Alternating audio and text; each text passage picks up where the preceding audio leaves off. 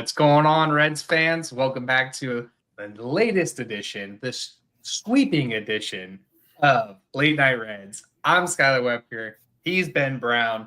We're here on behalf of the Riverfront Podcast Network, a part of the Blue Wire Media Network. And Ben, we are finally here to talk about the 500 winning 4 in a row Cincinnati Reds. Yes, sir. Absolutely, man. It's always a good Sunday when you're coming off a sweep.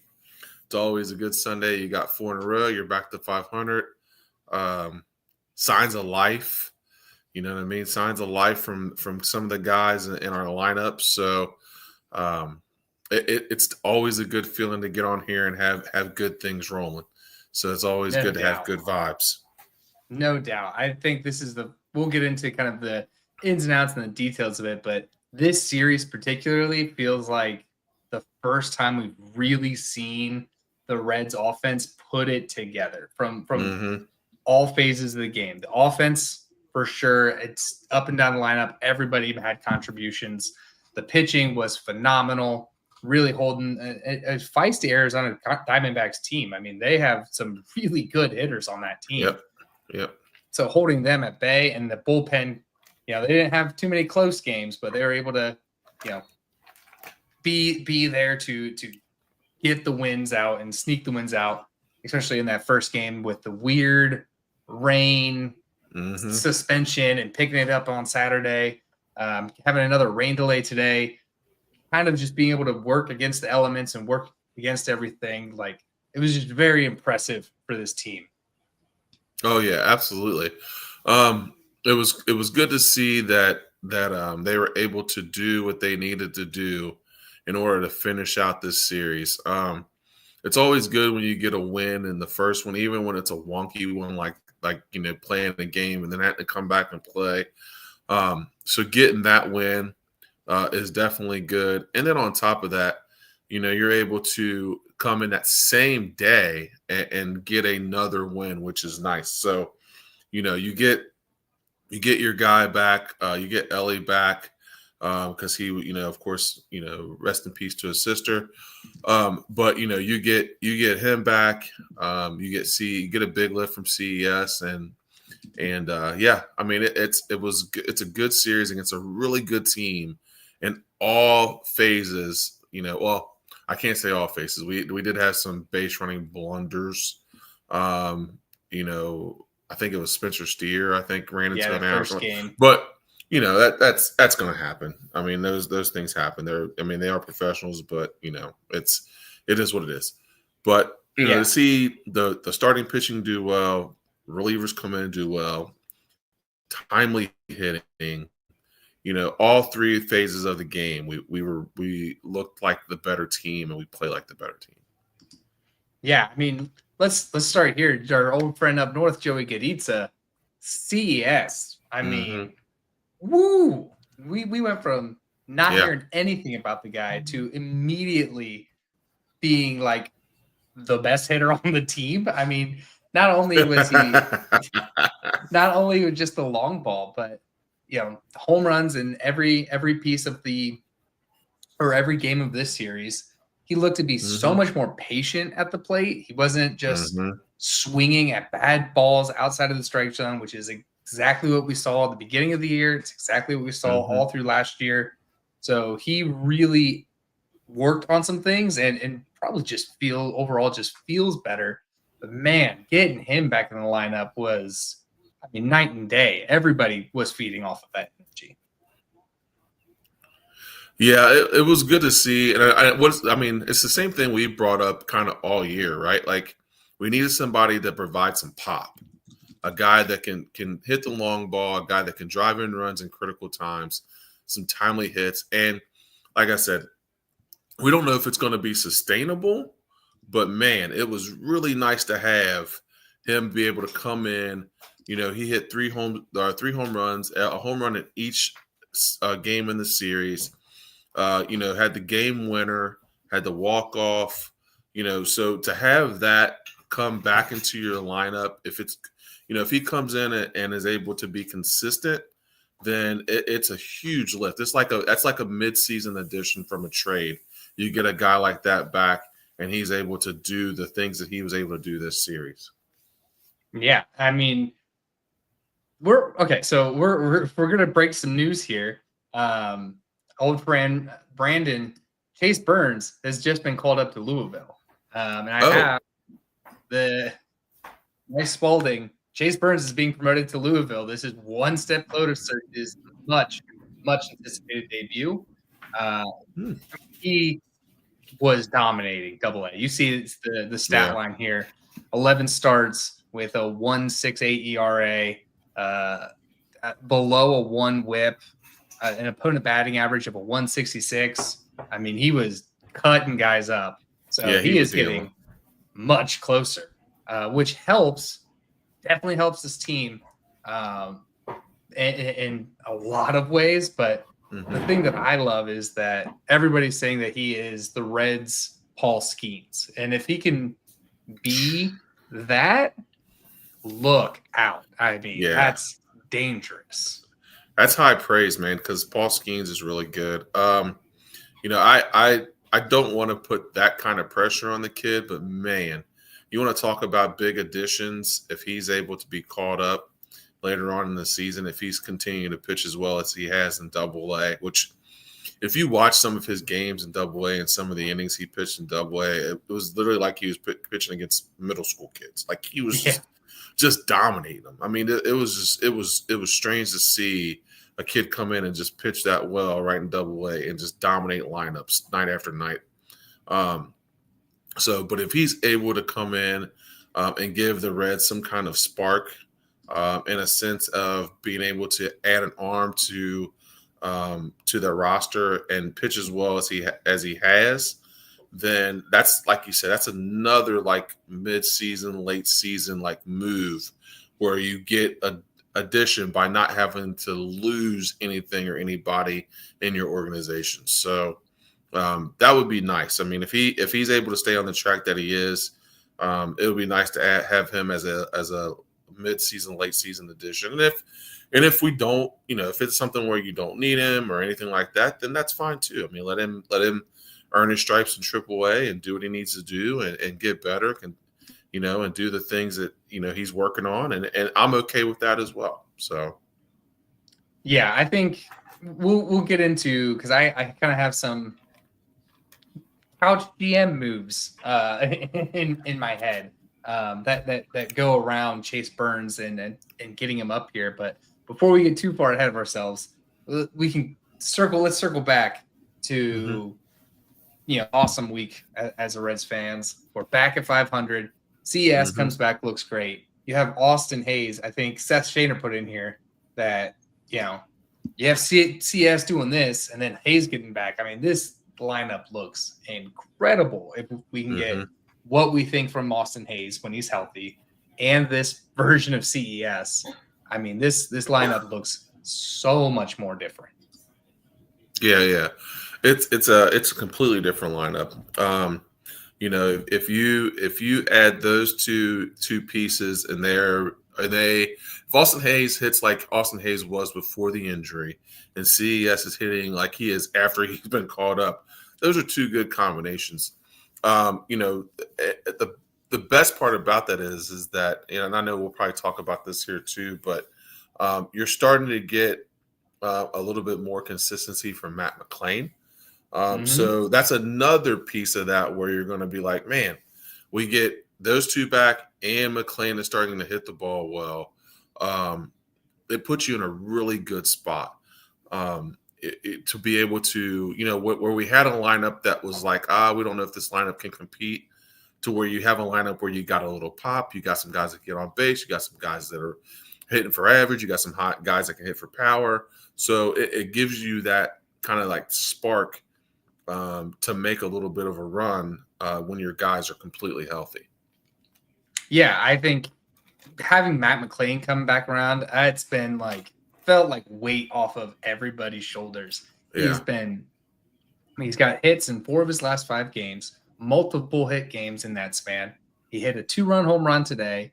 He's hit the absolute perfect bunt to load the bases which really cracked open that game yesterday that ended 1-13. I mean, just putting in the bases loaded bunt. And tell you what, I really like the idea of having Matt McClain in that 9 hole, just because when the lineup turns over, you have right-handed Matt McClain, left-handed TJ Friedel, right-handed Espinal, or left-handed Lux, whoever decides to put in that 2 hole. Then you have a switch hitter in Ellie, and then you double righty at your 4 or 5 with CES and Hayes or Steer, whichever way you want to go there. So I really like that kind of really working that pitcher or the opposing pitcher with the left right alternation throughout the thing. And that's something that Tito was really, really good at in Cleveland, because he had a whole switch hitting infield. So I was going to say, his whole infield, I thought switched it. Yeah. Yeah. That definitely was a killer.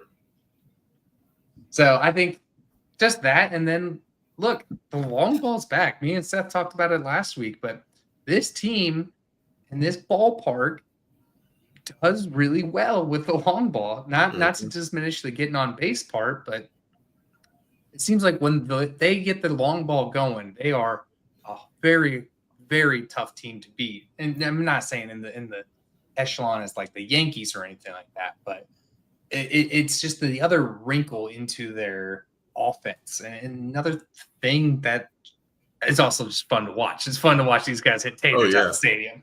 Absolutely. No, I mean, and that's what we've talked about this before. Like, you got to have somebody in your lineup with some pop. That's a threat to hit 25, 30 home runs in a season. So you have to have that if you're going to have a successful roster. Ellie could be that guy, but Ellie, for him to hit 25 or 30 is going to be, it's going to be norm. But you got to have somebody else. So I'm hoping that's CES. I'm hoping Austin Hayes, when he gets back, can start to have a little bit more pop. And I mean, I wouldn't sell Matt McClain short, dude. I mean, if he starts to hit the ball like we know Matt McClain can, he could easily be a 20 to 25 home run guy.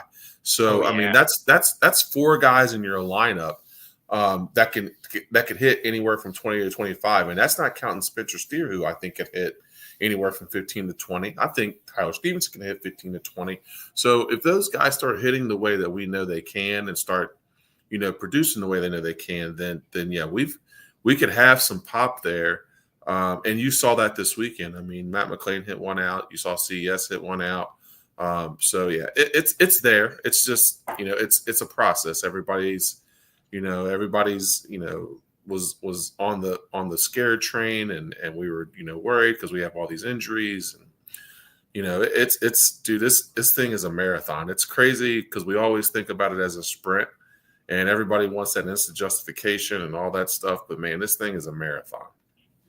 No doubt. And especially in this, we've talked about how this is really the Reds' gauntlet this year. They don't face a team under 500 until the Diamondbacks are under 500 now because of the hands of the Reds. Right. But they don't face another team under 500 until like mid-July, almost to the All-Star break. So this is their really gotta get it done. And hey, if they can get out of this stretch of their schedule at 500 or better, you really like how their odds on how they approach the deadline, and B, their odds to really make a run late in the season. No, absolutely. I think that if they end up around 500 or 1 or 2 above at the All-Star break, I think that puts them in prime position to make a run. I think that we've seen the injury bug hit this team. We've seen them struggle. And I think that they're starting to turn the corner, getting some of these guys back and healthy. Unfortunately, we've lost Hunter Green. I know we're going to talk about that later, but with the injury bug that we had at the beginning of the season and all the way up till even to today, like, it's just unfortunate that we've had to deal with that on a week-to-week basis. I feel like every week we've had somebody be like, oh, well, so-and-so's, we've seen the roster move thing pop up where it goes, so-and-so's going on a 15-day deal. We've caught up this guy, or we've caught up that guy. You're like, man, every week it's something. So hopefully we start to get healthy and stay healthy, and we're able to put a roster together and a lineup together that's going to be consistent day in and day out, where guys are in getting regular at bats in timely spots and being able to get some consistency in our lineup. I would caveat that with getting guys that deserve starting spots in the rotation and getting consistent lineups. And this is not a slight to Santiago Espinal by any means, absolutely. but he is absolutely a guy coming off the bench, coming in for a lefty situation. That's what we need from Santiago Espinal, who looked absolutely gassed because he was playing every day because there weren't any third basemen healthy on this team. Yeah, it's, you know, I give him credit. I mean, because I bet you going into this season he knew his role was going to be the guy that comes in off the bench, but to be forced to play night in and night out he's a professional. I mean, of course he's prepared to play whenever, but it's like when your mentality is not that, and you're like, oh man, I'm a role player, I'm this, I'm that. You're not thinking as I'm going to be not only the starter, the number 2 hole hitter on a Major League Baseball team night in and night out. Like, I wouldn't assume that he went into the season thinking that was going to be his role, but with all the injuries and things that have happened, and Matt McClain's struggles, like, he's had to go there and be the number 2 hitter, and he's definitely not a number 2 hitter. That's just not where he thrives. So, credit to him for coming in and filling a spot where probably he's not really going to fit, and he's not really supposed to fit. He's supposed to be a guy, like you said, that comes off the bench in key spots and pinch hits from here to there, give a guy a break from now, every once in a while. Yeah. He's been thrust in a pretty tough spot.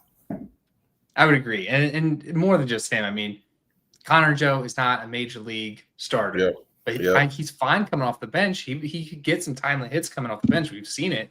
I've actually been impressed with what he's been able to do as a Red. So, and that just gets deeper once you get some of these guys back. But we can kind of get into some of the woes of the week, because we did get some news that, or an update from Hunter Green. I'll play it here. This is Jim Day's update from Hunter Green, who left his last start with a groin issue. So here's Jim Day kind of giving the breakdown of that situation. As far as Hunter Green goes, he had the MRI on the groin area, and that came back clean. There was no further injury to that, but there is a catch to it. He was experiencing some problems with his lower back and even into his hip area. They're trying to figure out if that was related or not to the groin, and this is just me speaking. The Reds have not talked about a timetable, but this time they're going to want to get him right and make sure that he's right. I think it's going to be a much more extended stay on the injured list. He is not with the team right now, so we'll have to just follow it, and this one will be week by week, not day by day. Well, thank you, Jim. So certainly we wish Hunter the best in a complete and full recovery. He is their ace. There are a few better in the game, period. He might be the best starter in the game right now when he is going. Yeah. So yeah, they're not stellar news. I mean, no timetable. They're not even thinking day by day. They're thinking week by week, not with the team right now. So that's it. It tells me it's going to be a minute until we see Hunter Green back. Yeah. Unfortunate news. Top 3 starter in baseball right now. I mean, when rolling, I'll say that when he's rolling and dealing, he's top 3. I mean, he's incredible. His stuff's incredible. He was just coming into his own this year. He was coming into his own, learning how to pitch, not relying on the fastball all the time, doing some of those little things and little tweaks and little things that he was doing to be able to get outs. He's becoming what they used to call a crafty veteran,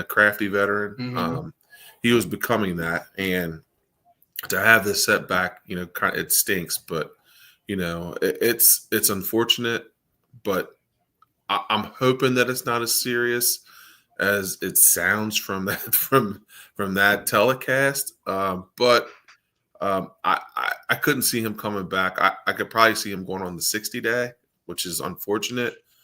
Yeah. Because it's not sounding great. If it's not the growing and he's feeling something else, then it makes me a little bit concerned because, of course, as a pitcher, that's everything. I mean, that area, your back, abs, hips, growing, all that stuff it's all in the power of the pitching. And so if that stuff's not right, then if it's all muscle related and that stuff ain't right, then it's going to be a minute. Yeah, it was good to have a clean MRI on the groin, but that having that kind of lead to this mysterious other discomfort, that's a killer. And Pat Magooch, we're worried about Hunter Green, and rightfully so. I mean, this is a guy that we've seen this year and last year, like you said, the best pitcher in baseball. I mean, his pitch selection this year has been fantastic. He's really relying on a lot more than just the heat, and the heat is there. I mean, he's constantly 100, over 100, everything. So he's been really good this year, and honestly, he's been pretty decent keeping the ball in the ballpark, which was always his bugaboo coming into Great American Ballpark was, the home runs. So hoping that we get Hunter Green back. I mean, I hope we get him back by the All-Star break, but from that Jim Day report, did not seem like we were getting him back by the All-Star break. Yeah, I don't think so. Not by hearing that, and give a shout out to Jim Day, because he probably knows more than what he's allowed to say. So Probably. For him to be able to put it into words the way he was able to put it into words without breaking his professionalism, that's big. Because I'm sure that he probably knows more and understands more than what most do. But yeah, from the way he put it, it's not sounding great. You hope that that's not the case, but anytime that a reporter is trying to report on a guy that's had a clean MRI, however, that's usually not good. Yeah, it's not great. So hopefully speedy recovery and speedy kind of rehab for Hunter Green. The other thing that happened, so you led into it with the Ellie De La Cruz and the passing of his sister. He was adamant that he wasn't going to go on the bereavement list because that's a minimum of three games. And he didn't want to do that. He's been very vocal about wanting to play 162. Really, the what he did. So he flew down to be with his family and everything to the Dominican Republic. Flew back on his own, and he intended to play that first game with the Diamondbacks, but wasn't able to get there because of a canceled commercial flight. To which I would say, why are the Reds not helping this guy out, ordering a private jet for your star franchise player, face of the league player? What?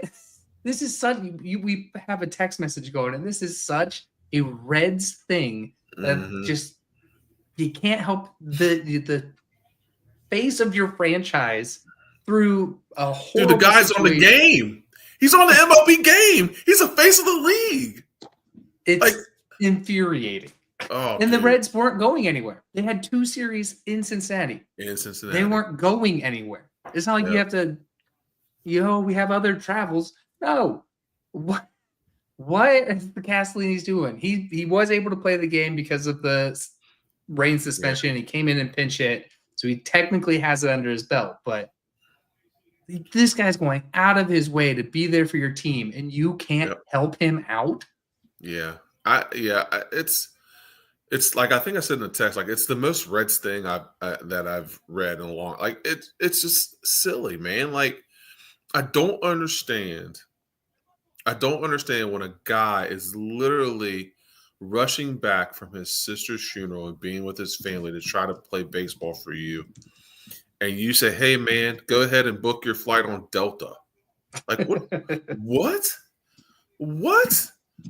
You're telling me that you can't get him on a private plane so that he can get back at his request to be back in order to play with the team? Like, and you make him get on a Delta flight which gets canceled? Like, that's the most asinine thing I've ever heard.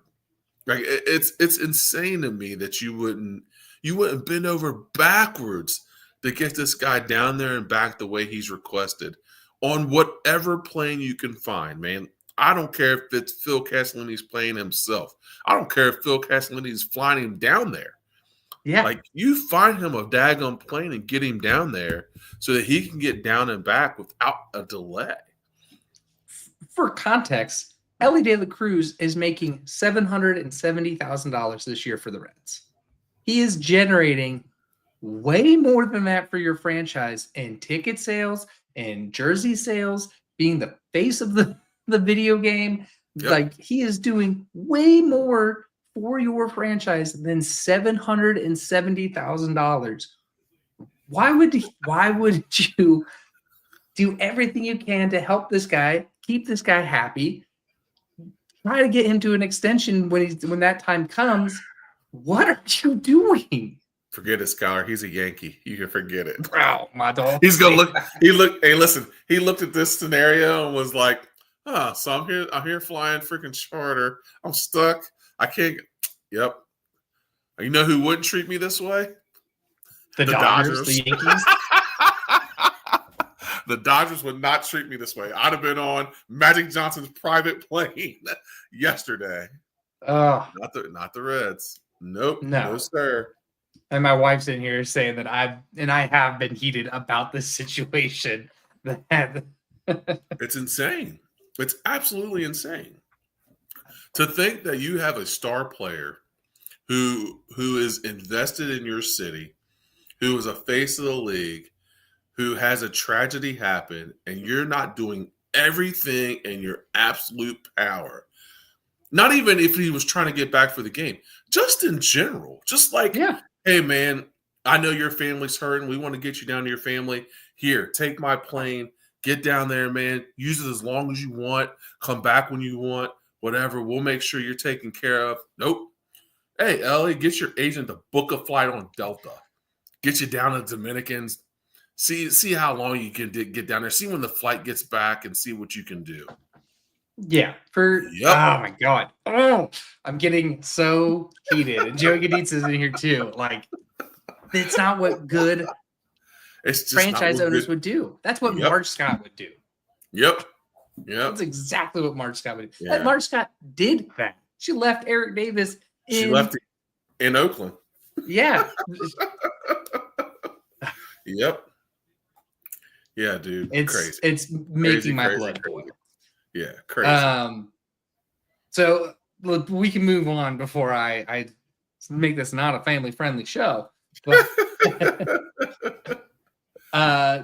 still kind of on our woes. We still don't have any real update on Marte. He started taking some soft toss the other day in Arizona. A step in the good direction, but they're still not putting a timetable on that, which really sucks because you and I were big fans of what he looked like when he came back. He was looking good. Yeah, absolutely, man. That's another one where, you have a guy that has been doing everything that he needed to do. He got himself ready for the season, got himself in great shape, was playing really well, gets hurt, and that's another guy in your lineup that could provide pop and provide spark that you don't have a timetable on. So, you're playing Espinal, which, like I said, no knock against Espinal, but he's not Noelvi Marte. Like, he's not going to give you the production that Marte has. So, that's another guy where you're missing in your lineup that if you have him and all the guys that you're getting back, then you're kind of at full strength to see what it looks like. But, hopefully his rehab stint is going well. I hope they haven't really said anything, which is kind of weird. Like they don't really give updates, so it's like I don't know. Like I said, there's a lot of things that are wrong with how they handle that kind of stuff, but hopefully everything is going as planned or as scheduled, even though they're not saying anything to us or to the public. But I'm hoping that everything's going well. It would be nice to get him back a little bit before or after the All-Star break. That would be a nice addition as well. That would be. And think about what this, not even just like who plays where or anything like that, but think now you get Marte back, you get Hayes back. Now you have a bench that's Trevino, who's been excellent this year. Yeah, absolutely. Espinal, who's a good Bench utility player. guy. Yep. Exactly. Lux, who can kind of come in, come off the bench, whatever it is. Like just those three guys. Then Benson, Fraley. Now you get kind of a bench that's a little more dangerous than what the Reds have been running for a while. So, you get your big players that you really went out and got. Like you went out and got Marte. You went out and got CS. Like these are the guys that you went out and got to be on your major league team. So if you can kind of get these guys back together, get this core together that we all talked about, I think this team just becomes a lot more dangerous, even just in the sense of you don't have bench players on your starting staff, but the bench actually is really decent with the quality of guys that they got. Yeah. Well, your bench becomes really good when you get your guys back that you want healthy. I mean, it's if you look at that, like you said, you named them all. Like if you look at a Gavin Lux, you look at a Trevino, you look at Espinal, you look at Freight, like those are good quality bench guys. They're not meant to get 200 or something at bats a year. They're meant to get 60 at bats a year, where they come in spots, or they come in and play a game when somebody needs a break, or they come in a pinch hit situation. Like that makes your bench that much more expendable and able to do things. But these guys are being forced to be starters, which they're all professional players, don't get me wrong, but it's like the guys that they're replacing, there's a reason why that guy that they're replacing is in the starting lineup day after day after day. Like there's a reason for that. So, it'll be nice to get those guys back, especially Noel Marte. Like we already said, dude, like he's just like, I hate that for the kid, because like he was really trying to figure it out and was hitting the ball well and was on kind of a hot streak. And then all of a sudden, he gets hurt.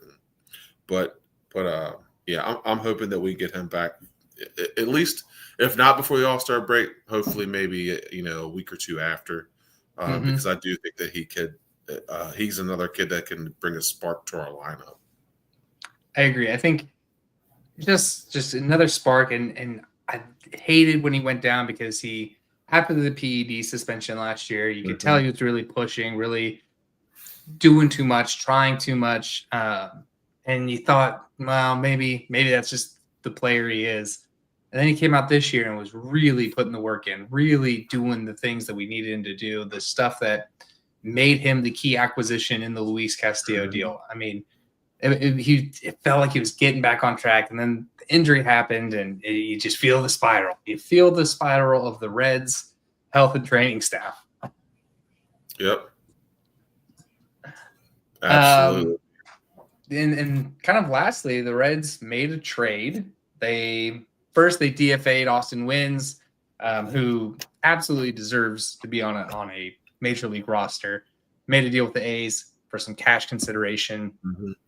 Nothing big, nothing fancy, but kind of your catching depth goes now. So, I mean, they don't really have another catcher ready. So you got to hope that Tyler Stevenson and Jose Trevino can make it through the rest of the year. Yeah, I know that it was funny because I think it was Lance McAllister that put out a tweet that said something about the Reds carrying 3 catchers on a roster, and then Wentz gets traded, and it was, I don't know. I guess I guess everybody else carries 2 catchers. I don't know. I don't pay attention to everybody else's rosters, but good deal for Austin Wynns. I hope he gets an opportunity to go there and play and prove himself. Of course, he'll go to the Athletics and bat 320 and hit in. That's what the A's do. Have 70-something RBIs and 15 home runs. You're like, great, like what the heck? But it's what the A's do. They are a team that hates their owner, so they play well. It's literally their team is literally the scenario of Major League. Major League. Their owner hates their team. Yep, he does. Yeah, 100% true. 100% true. That's funny. I have a scenario I want to run. Okay. Now, I don't think they should do this until they have more information about Hunter Green. But should the Reds trade Nick Lodolo for that big-time bat that they so desperately have been looking for? I bring this up because here are his home road splits for the past 3 years. Okay. 2025, he has a home ERA of 5.8, a away ERA of 1.2. In 2024, home ERA of 6, an away ERA of 3. 2023, a home ERA of 8.4, and away ERA of 2.25. So he is not built for Great American Ballpark. Yeah, that makes sense. I think you hit the nail on the head. It all depends on Hunter Green, right? If Hunter Green is healthy and gets healthy, then I think it's something that you could look at. He's definitely a valuable piece to a trading piece. You could definitely fill some holes trading in Nick Lodolo. I do think that we have enough. I think we have enough starting pitching to survive it if Hunter Green is healthy. I think we're okay there. And if also depends on how fast the maturation of Chase Burns, right? So, if Chase Burns matures fastly, like we've seen, he's already in AAA. If he matures fast and Hunter Green is healthy, it makes a Nick Lodolo an expendable piece in order to fill a spot that we feel is needed, i.e. outfielders. Or, you know what I mean? A power bat in the lineup, or, here's the thing. As long as they don't do it for, I don't know if I'd be okay if it was for prospects. No, I would not allow this for prospects. Yeah, I need somebody that's going to come in and have an effect now. Like that can come in and hit now. But no, I think it's got to be on the table, right? I mean, like I said, everything depends on those two things to me, like Chase Burns, how fast he can mature in AAA, and Hunter Green's health. If you get those two things, then I think Lodolo becomes a viable option. I did not know those were his splits, though. Those splits are insane. I mean, I would think that if you're looking as a general manager and you see that, you got to be like, well, maybe it's time to look at that move. Yeah, I don't think that's in the Reds' bag, though. I'm not trying to be a negative Nelly, but I just, the Reds are so like I just didn't want to hold on to stuff. We got to hold on to this guy, like. And I'm not saying I don't like Nick Lodolo. That's not a knock on Nick Lodolo at all, because I really do like him. But like, in order to get yourself a piece that's going to be for the betterment of your lineup, I think you have to look at it, especially if those two things work out. Like we've said, like if Hunter Green winds up coming back maybe a week after the All-Star break, and he's healthy and he's truly Hunter Green. And if Chase Burns becomes a guy that you can call up and put in a spot, then I think it's something you definitely have to look at. He's a valuable piece, and I think you would get a lot of value back for him because I do think that he could go to a playoff contender and help a roster or help a rotation that's looking at the playoff run. Yeah, I mean, I immediately go to the Dodgers. Obviously, they have every name available or every name to get any deal done. Right. But they're dealing with pitching injuries.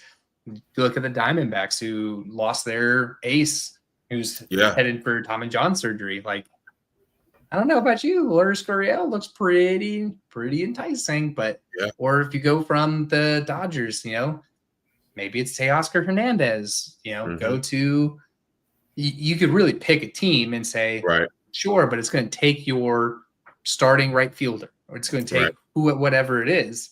And I think most teams would bite for it. I think so. I mean, I think so because I think that, like I said, I think that he would be super valuable to any team looking to make a playoff push because he could be a legit number 2/3 starter in a playoff run where, dude, if he's on, dude, his stuff is electric. So it's like, do you take the, I think he's worth the risk of for any team to be able to make a move and delegate and be like, yeah, I think this is the guy that we need in order to make a play to solidify a playoff rotation. Yeah, and obviously they're not going to take a rental back. I think this is this would be an actual deal that the Reds can make where they hold all the power, which we don't see very often. Right. But they have a young pitcher under control. They don't have to make the move.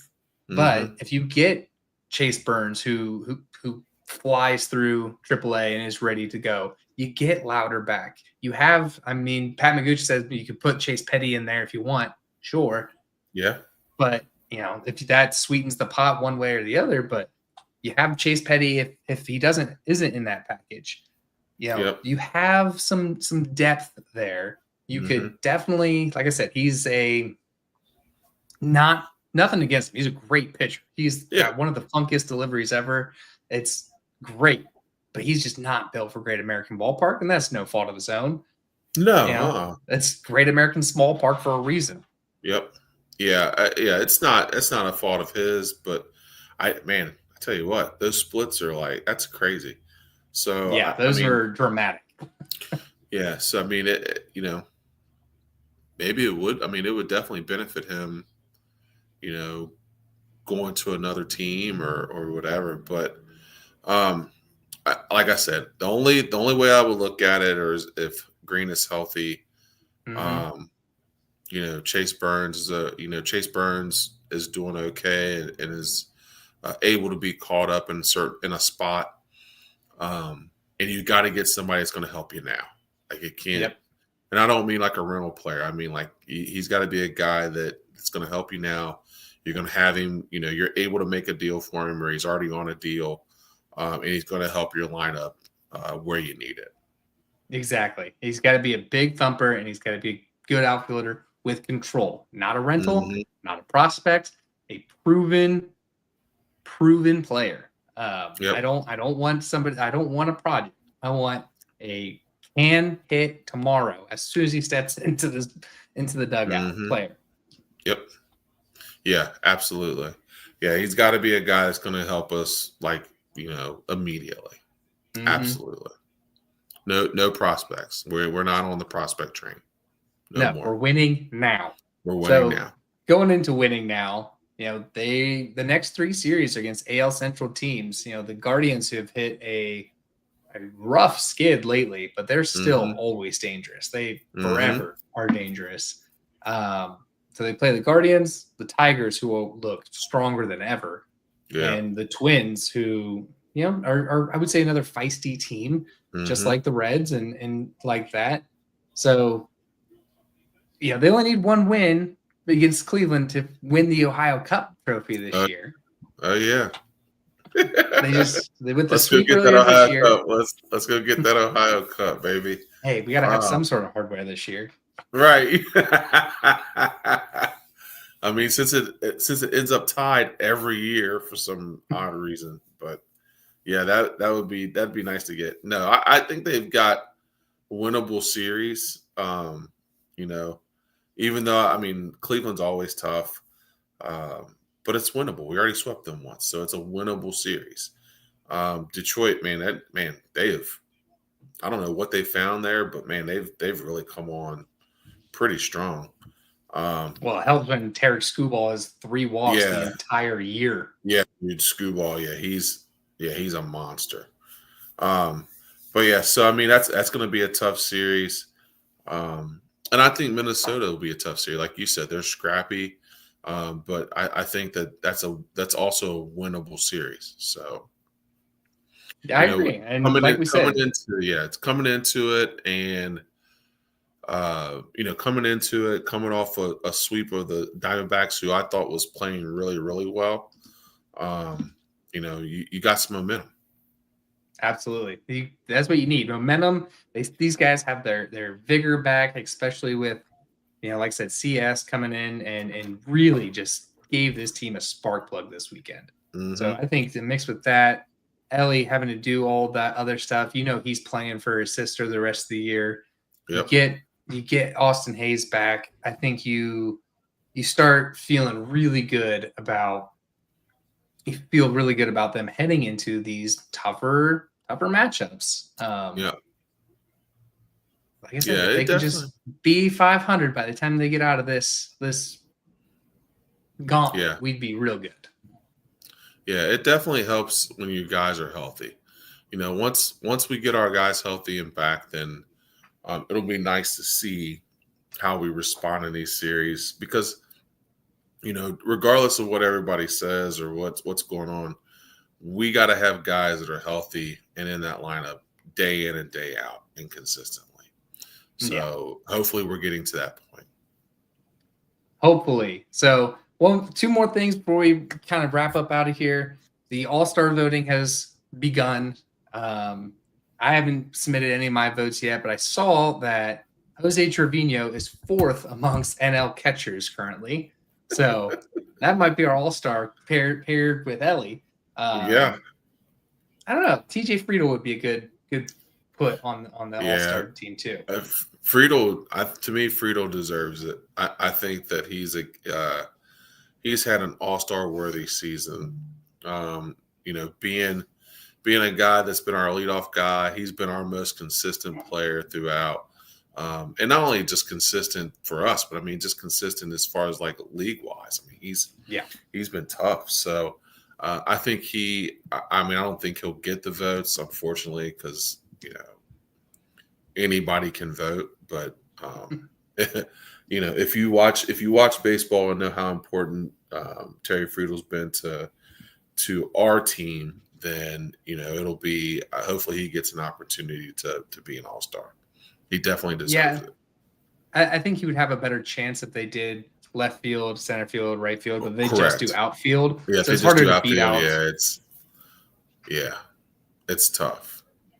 Yeah, you're gonna have a hard time beating out some of those corner outfielders. But but yeah, so and then the other thing we want to put out there is next week's show, we want to hear from you guys. We want kind of an old school radio call-in show. We'll put the link out. You can hop on with us, ask a question. If you don't want to show your face, you don't have to put the camera on. If you want to use an alias, that's fine too. You don't have to, your coworkers don't need to know that you're on the show. But come on, come talk with us. Talk Reds baseball with us. We want to hear your questions. We want to interact with you guys more. So be on the lookout for that. Outside of that, if you plan on going down to any ball games this year, use our code Riverfront through SeatGeek and receive $20 off of your first purchase. That's about the price of 2 tickets at Great American Ballpark. So go to the game on us. Use our code Riverfront. We urge everybody to join our ever-growing family of Cincinnati sports fans and support the podcast on Patreon, patreon.com/RiverfrontCincy. Also give us a subscription on YouTube and catch latest episodes, not only from us, but from Seth's show and the Riverfront and with Welcome to the Jungle show. Follow us on Twitter, the Riverfront Cincy, Instagram, Facebook. Please subscribe to the audio podcast for free on Spotify, iTunes, Stitcher, and really anywhere you get your podcasts. Give us a rating or review over on iTunes and everyone else, and tell a friend. So for that, I'm Skylar Wepker. He's Ben Brown. We'll get out of here, and we'll see you next week, guys. See you guys.